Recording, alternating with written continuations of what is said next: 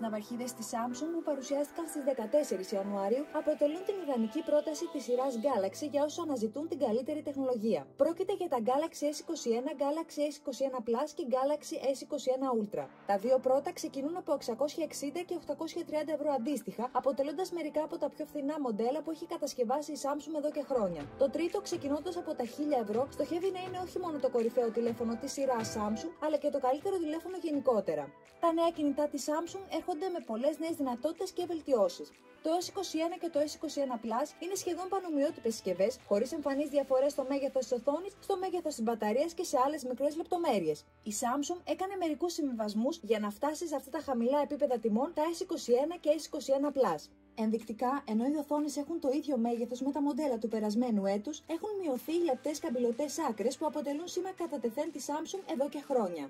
Επιπλέον και τα δύο τηλέφωνα προσφέρουν ρυθμούς ανανέωσης 120 Hz, ενώ η μνήμη RAM μειώθηκε από 12 GB σε 8 GB.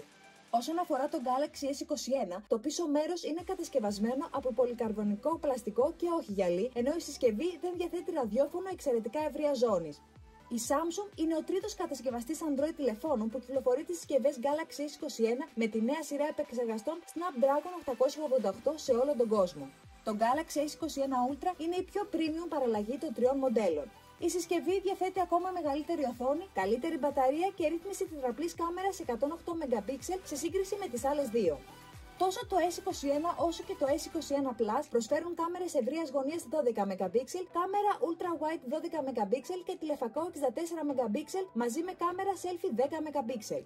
Επιπλέον, η Samsung έχει κάνει κάποιες βελτιώσεις από την πλευρά του software, συμπεριλαμβανομένης της λειτουργίας Space Zoom 30X, μιας νέας λειτουργίας Director's View για βίντεο που διευκολύνει την εναλλαγή μεταξύ φακών κατά τη μαγνητοσκόπηση, καθώς και προσθήκες στη λειτουργία Single Take της Samsung.